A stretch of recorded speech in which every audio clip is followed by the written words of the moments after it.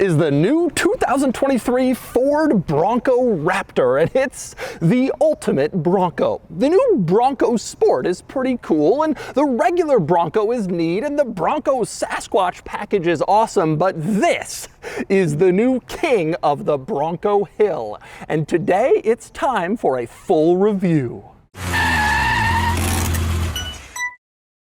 Before I get started, be sure to check out Cars and Bids, which is my enthusiast car auction website for cool cars from the modern era, now with free listings. You can list your cool car for free and auction it on Cars and Bids. And we've had some great sales recently, including this 80 series Toyota Land Cruiser, which brought $33,000. These are shooting up in value. This 993 Porsche 911 Cabriolet sold for $120,000. Great money for a great car. And this Shelby GT350 brought almost $54,000. If you're looking to buy or sell a cool enthusiast car from the modern era, the 1980s and up, Cars and Bids is the place to do it, with daily auctions and great selection at carsandbids.com. So let's talk Bronco Raptor.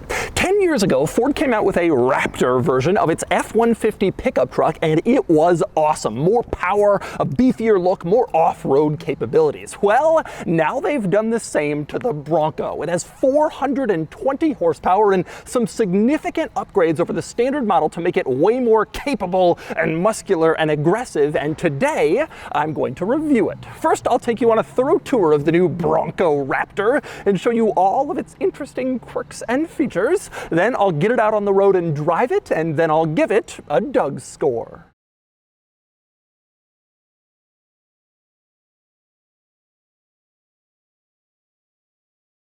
All right, I'm going to start the quirks and features, the new Bronco Raptor under the hood, where you have a twin-turbo 3-liter V6 that makes about 420 horsepower. Now, this is a pretty big boost over the top engine in the regular Bronco, which is also a twin-turbo V6, and that one makes about 330 horses. So about 90 horsepower more than the top engine in the standard Bronco, but it's still down compared to the Wrangler 392. That's the Jeep Wrangler with the big V8. It has 470 horsepower compared to 420 here. Now, when I first made a preview video of the Bronco Raptor back when it was announced about 6 months ago, I was pretty critical of that power gap between the Raptor and the Wrangler 392, but my opinion has shifted quite a bit since then for two big reasons. For one, back then Ford was quoting around 400 horsepower for the Bronco Raptor. Now it's 420, which is not enough to make up the difference, but it's getting there. The other big change is pricing, which has finally been firmed up. Ford says the Bronco Raptor will cost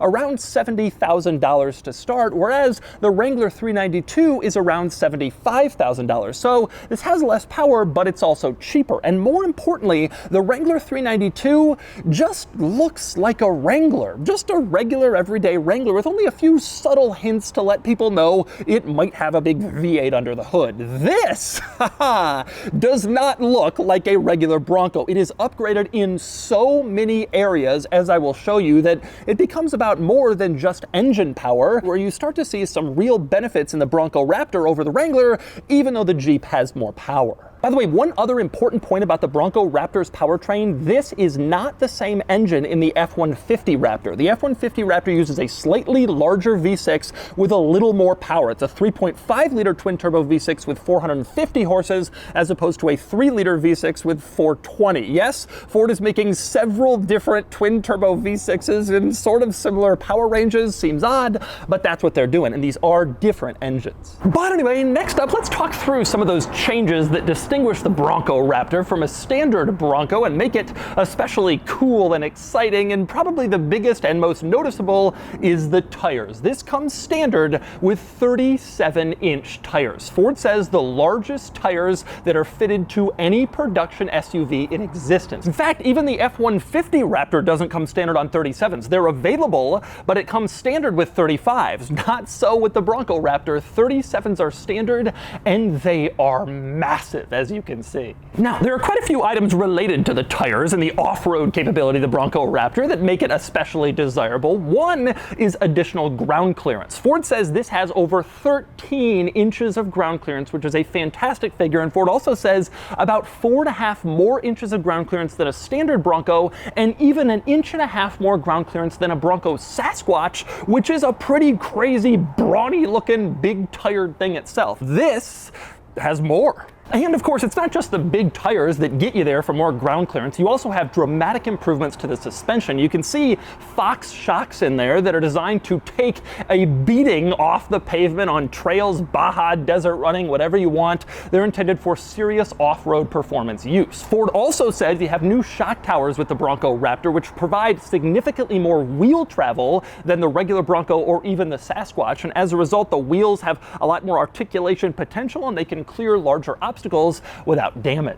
Also under the skin, to enhance the Bronco Raptor's capability, this has competition level axles. That's what Ford says, reinforced to take a beating, and they dramatically increase the track width of the Bronco Raptor. Ford says over 8 inches wider in track width than a standard Bronco and 4.5 inches wider than a Bronco Sasquatch, which again is a massive brawny thing in itself. This is dramatically wider, much wider track. But it's not just the track that's wider in the Bronco Raptor, the track being the distance between the wheels. No, the overall vehicle is obviously considerably wider than a standard Bronco as well, as you can see. In fact, Ford says 9.8 inches wider than the Raptor than a regular Bronco, and almost 5 inches wider than a Bronco Sasquatch to get the Raptor. It is absolutely massive in terms of its width. And in order to handle all that width, you have fender flares. You can see here these giant fender flares over the front and rear wheels,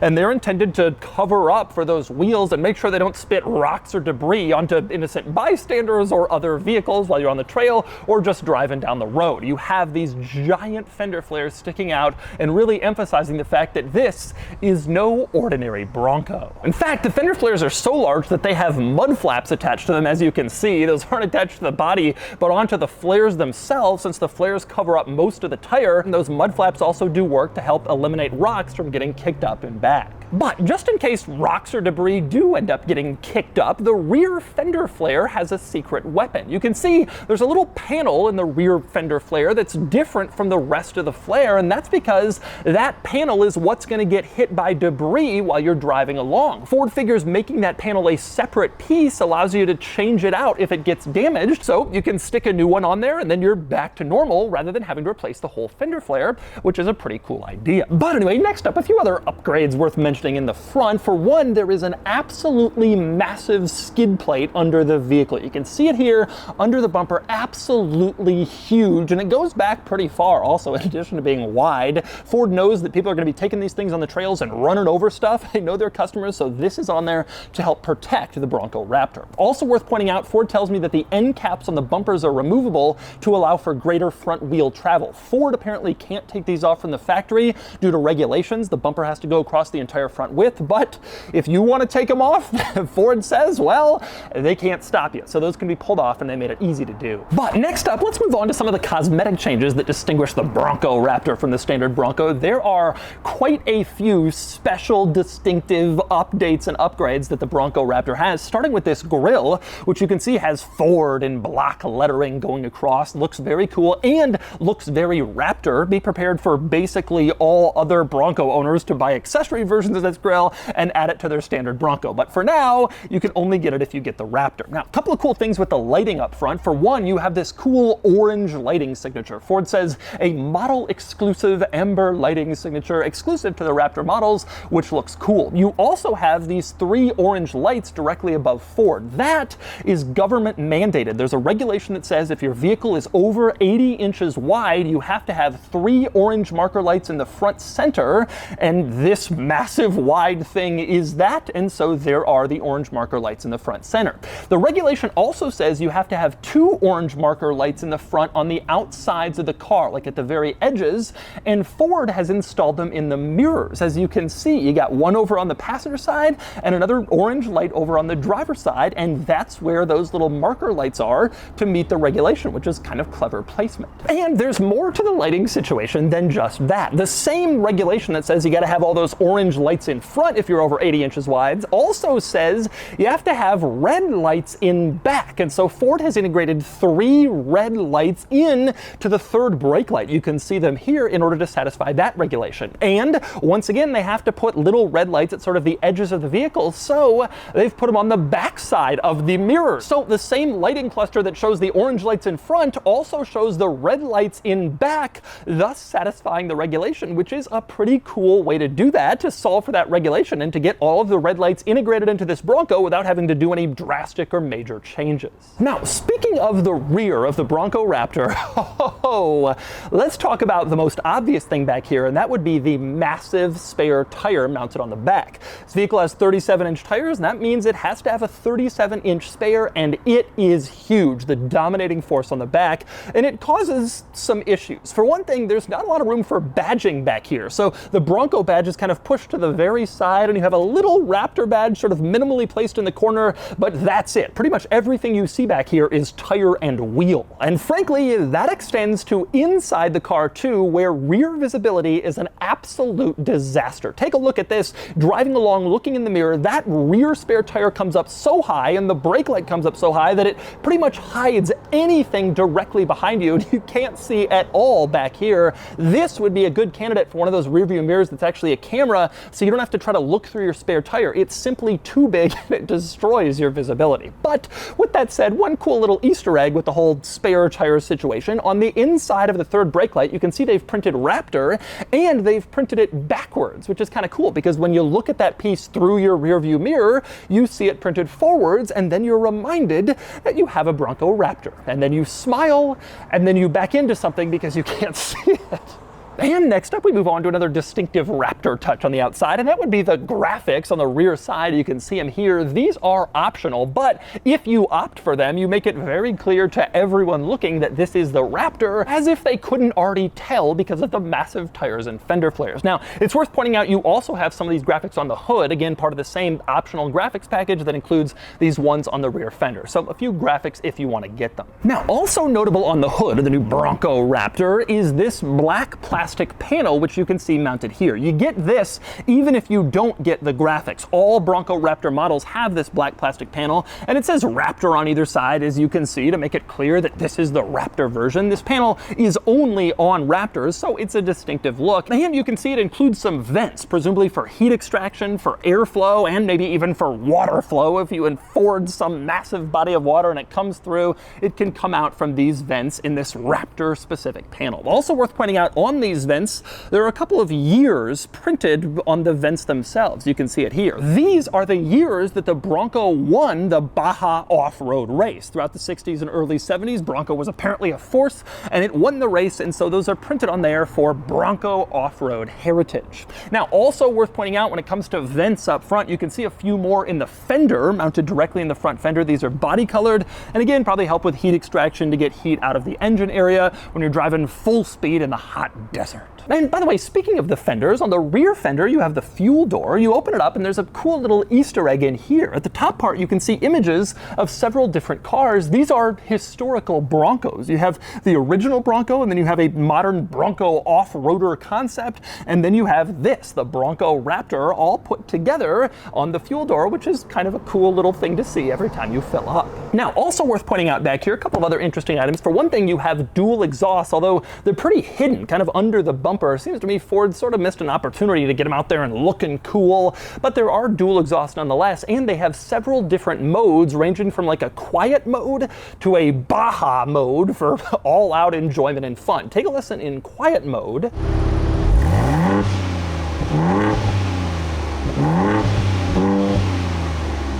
And now take a listen in Baja mode.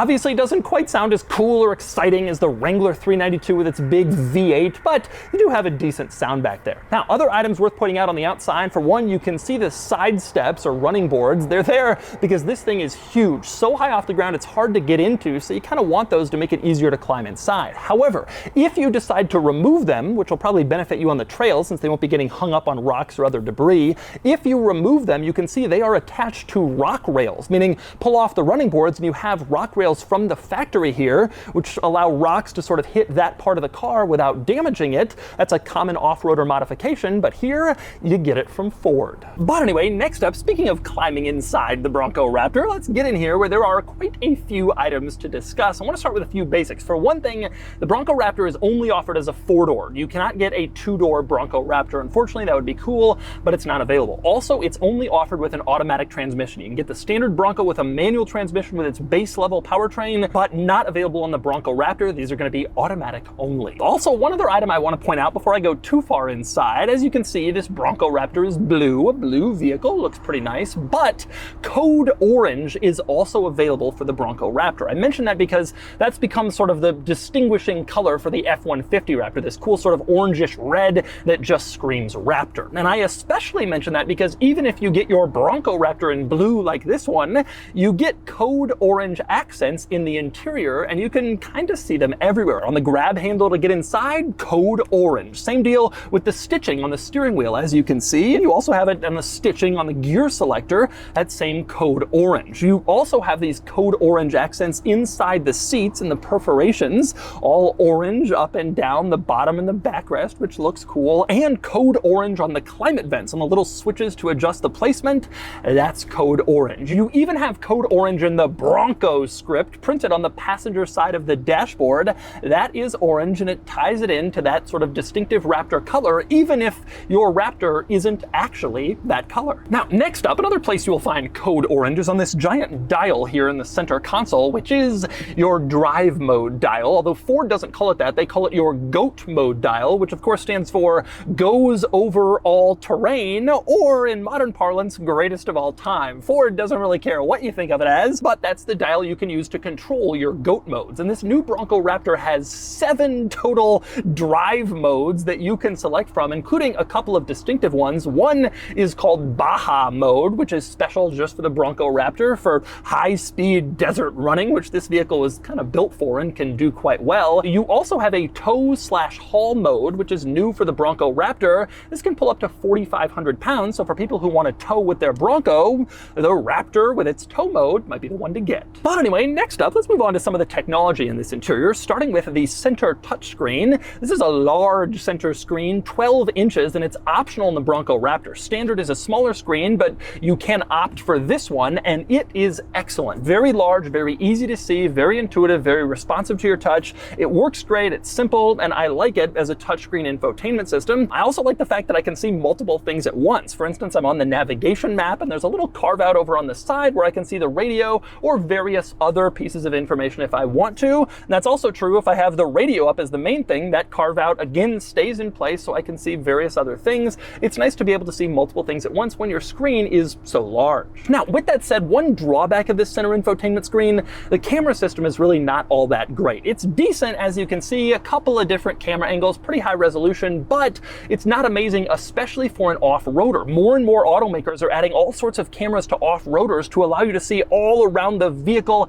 and make it easy to go off-roading. My new Land Rover Defender has some amazing cameras, including one under the car that sort of stitches together images almost like magic and lets you know where you are over any sort of debris. It's amazing. Unfortunately, the Bronco Raptor doesn't have anything that advanced, which is a little disappointing. With that said, a couple of cool Easter eggs in the Bronco Raptor infotainment system. For one, the little icon that lets you go to the features tab, you can see is a Bronco, which is kind of a cool little touch, something nice that they thought about. Also, something very cool, in this little carve out over on the side of the screen, you can cycle through various pieces of information. One shows your pitch and roll, which is useful when you're off-roading. But you can see the image that shows up on that screen is an old school Bronco, not a brand new Raptor or just a generic car, but an old 70s Bronco, which is also a neat little touch, some heritage in this modern, large infotainment touchscreen. But anyway, next up we move on to the other important screen in this interior, and that would be the gauge cluster cluster screen, which is also large, also full color, and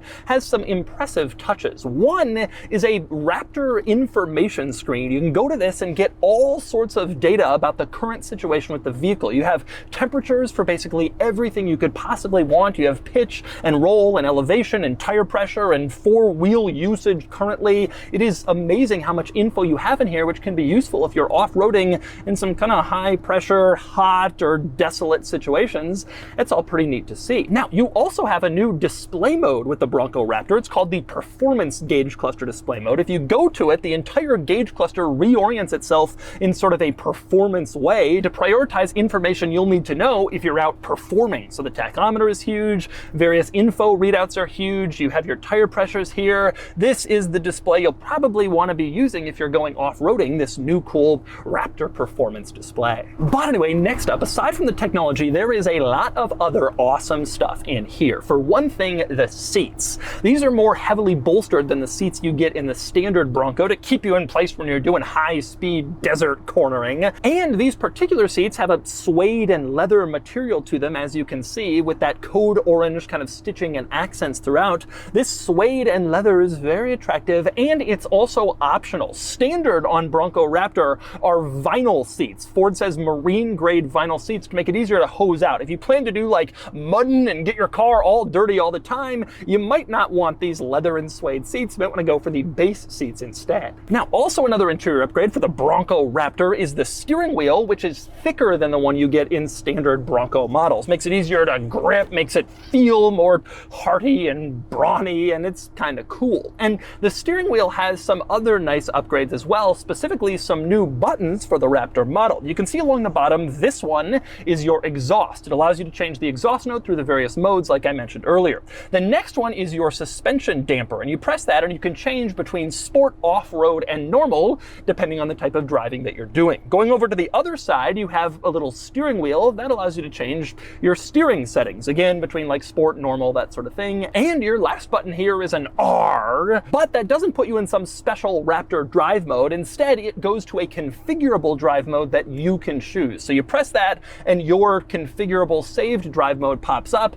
and then that's what you're in. They figure put that on the steering wheel, make it easy to access so you don't have to like reconfigure it every time or go into some menu. But anyway, next up, more interesting items in here. For one thing, on the ceiling you have these switches here that say aux 1, 2, 3, 4, 5, 6. These are called Upfitter Switches, and they don't actually do anything. That's because they're there for you if you want to add accessories. So if you put in a winch or a light bar, you can run the wiring to these switches. They're already pre-installed, and that way you don't have to drill in some ugly switch to your dashboard. Instead, you have switches ready to go that can handle electrical if you add it. And speaking of interesting switches, above the center infotainment screen, you have a few buttons up here, mostly for off-roading. You also have your hazard lights.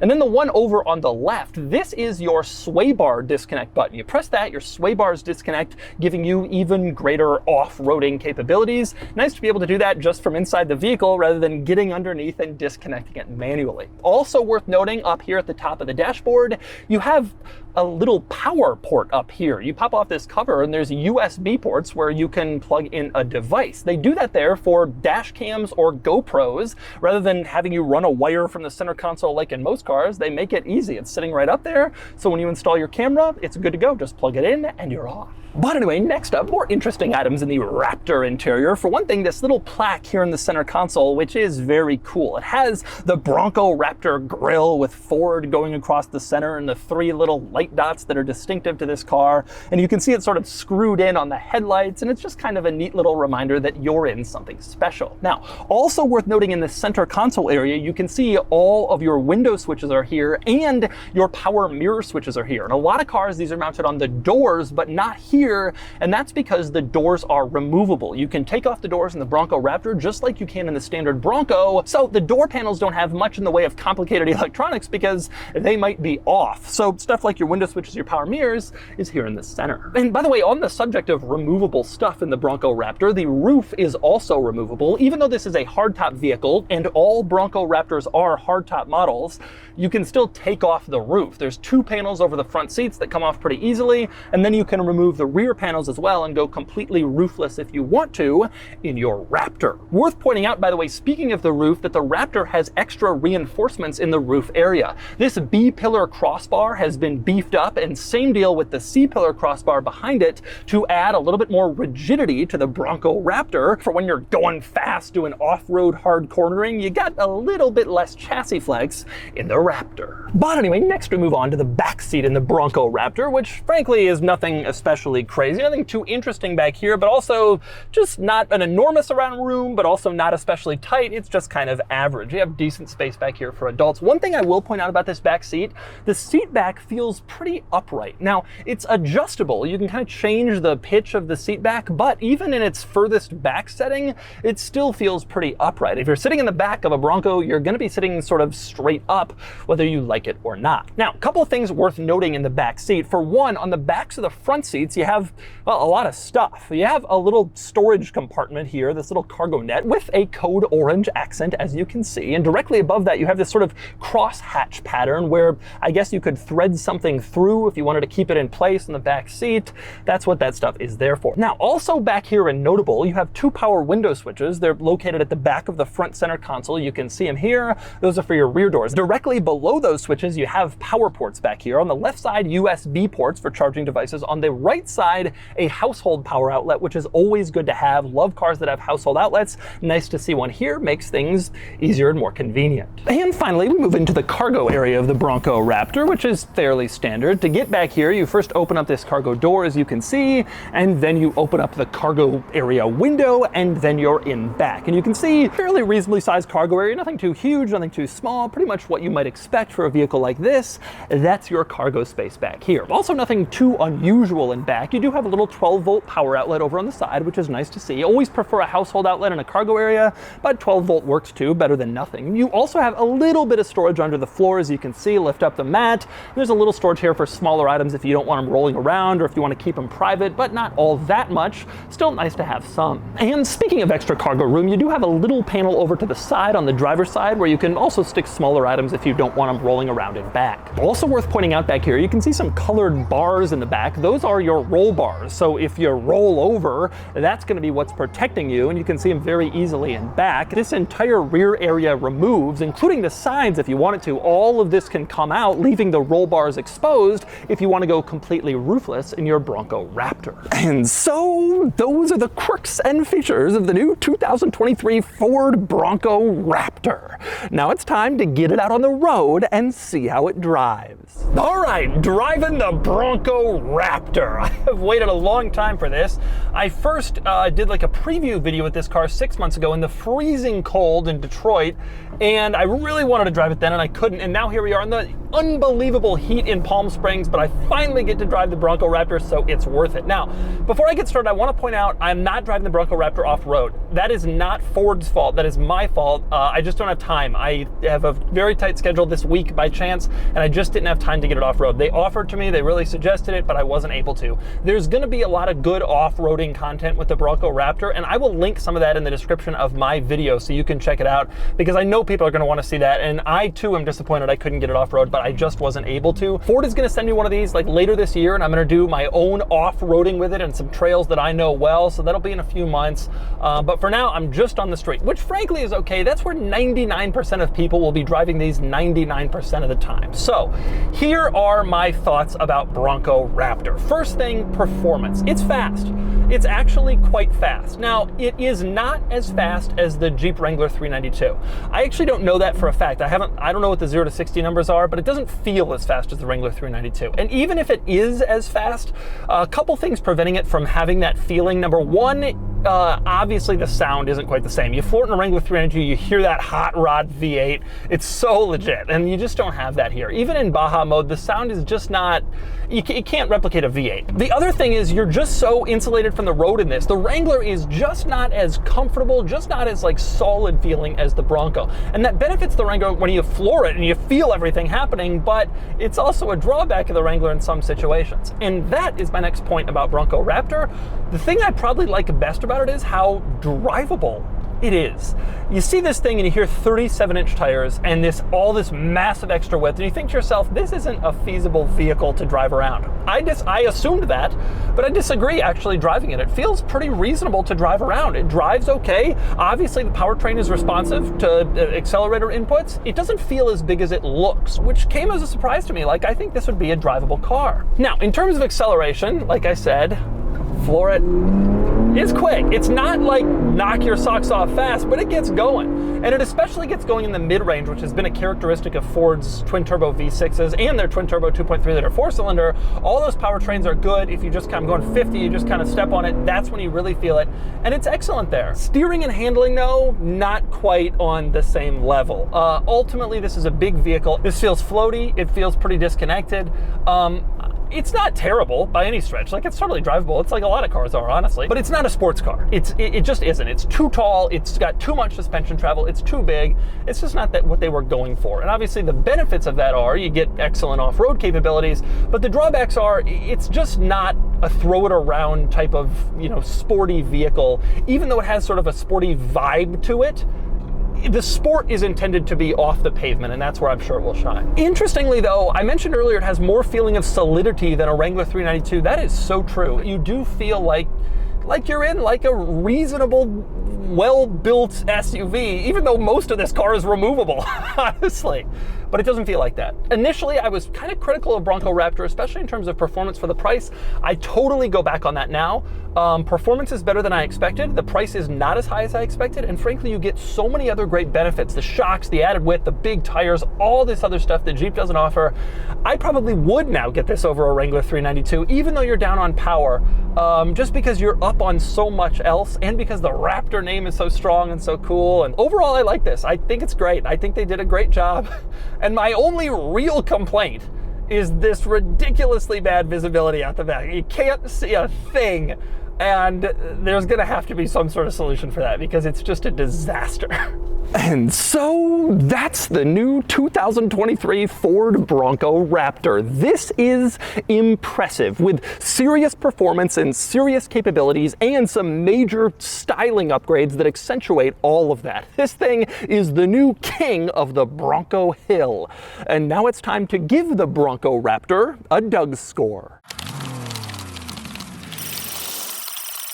And the DOUGSCORE is here, 63 out of 100, which places the Bronco Raptor here against rivals. It's in a great position, beating out the Wrangler 392, which is its chief competitor. The Wrangler 392 is faster than the Bronco Raptor, but otherwise not better. The Bronco is more comfortable, more attractive, cooler, and a better value if you can find one at sticker, especially given all of the equipment it includes. The Bronco Raptor loses out to the F-150 Raptor, though, as the Bronco is less comfortable, no faster, and not as nice inside, though the removable roof benefit of the Bronco Raptor is a big one.